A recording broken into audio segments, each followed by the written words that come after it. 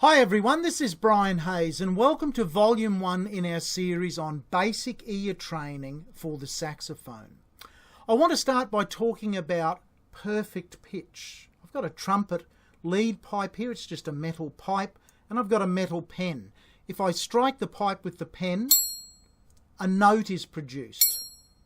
People with perfect pitch, which is largely something you're born with rather than you train yourself with, would immediately be able to identify the pitch of that note and name it.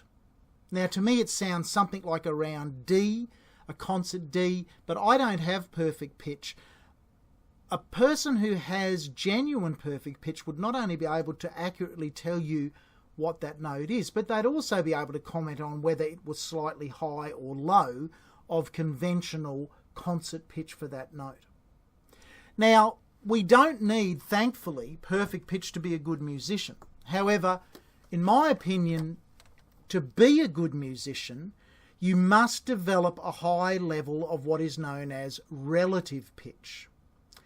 Now, unlike perfect pitch where you identify a tone produced as a set note in a scale of notes, relative pitch simply says compared to a given note, how far up or down is the next note that you seek to play? I'll give you an example of that. If I just play G on the tenor saxophone, low G, if that's our reference tone, as a musician, relative pitch requires us to be able to firstly determine if the next note following that starting note is the same note that we played,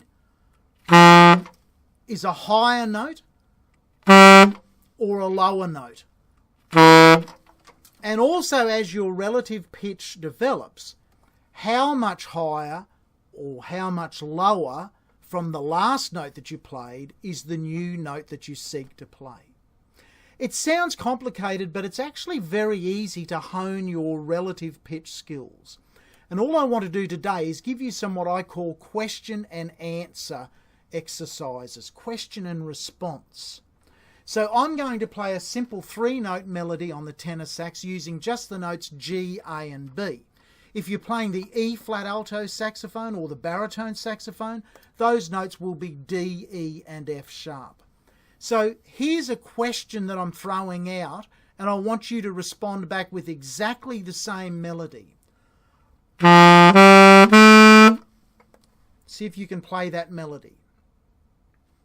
Now, an intermediate step and a very important one to develop relative pitch and to develop your musician's ears is to sing what it is that you're trying to play. So in this case, da, da, da. Try and sing the melody, the notes. Don't worry about what the name of the notes are. That's an important point. Whilst that's a second line G on the tenor saxophone, it's a D on the alto saxophone, a low D. It's also a B flat on an alto flute, and it's an F on a piano, guitar, banjo, anything with strings or keyboards. So the notes that we assign to pitches relate to the instruments that we are playing those pitches on.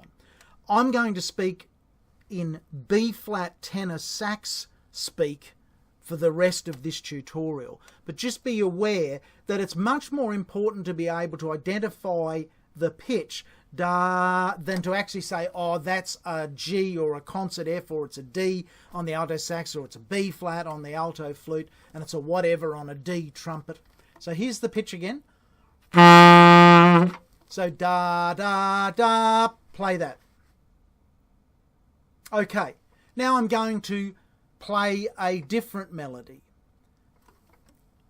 Da, da, dum. Sing it. Da, da, dum. Now play it. Okay, I hope you're getting the idea with that. I'm going to make it a little bit harder this time. So da, da, da, da, dum. Try and sing that. Da, da, da, da, dum. Now try and play it. How did you go? Could you get it right the first time? Did it actually sound like this? The idea of this call and response is without a doubt the best way to start training your ears to be relative pitch sensitive. Now, you can play a whole lot of other ideas using just the first 3 notes of a major scale. In this case, G major on your E-flat saxophone's D major. Let's just introduce one more note higher up on the scale. In this case, it'll be the note C. So I'm going to just play G, A, B, C.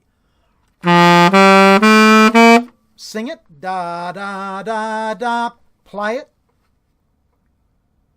Okay, I'm going to do another melody there. Da, da, da, da. Play it.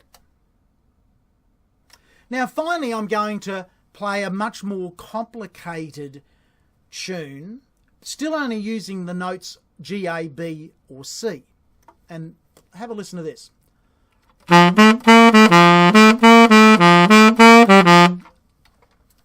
I'll play that one more time.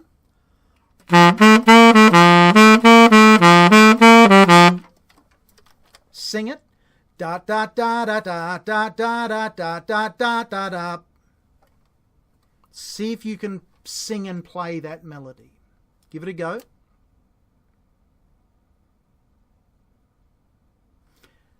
A bit harder that time because the notes are bouncing around a little bit more.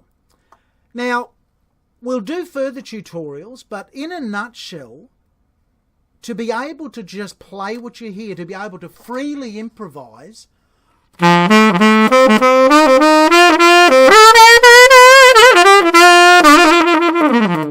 just be able to put your saxophone in your mouth, hear sounds in your head and instantly compose those on your saxophone. It all relies on relative pitch, not perfect pitch, relative pitch. Now, everyone's voice is different. You may need to shift to a key on your saxophone, your alto or tenor, soprano or baritone, that suits your voice range. And just start with a major scale, just start with the first 3 notes of a major scale, create some little melodies, sing those melodies, play those melodies. It's that simple. I will be doing further volumes in this series because it's quite a complex task to get to a high level of relative pitch and the practical use of it on your saxophone. I hope this has been at least a little bit of an appetizer for you. Please put in the work. If this is new to you, this can take a lot of time. Go over this tutorial, do the call and response exercises, and come back and catch volume 2 on my YouTube channel. Bye for now.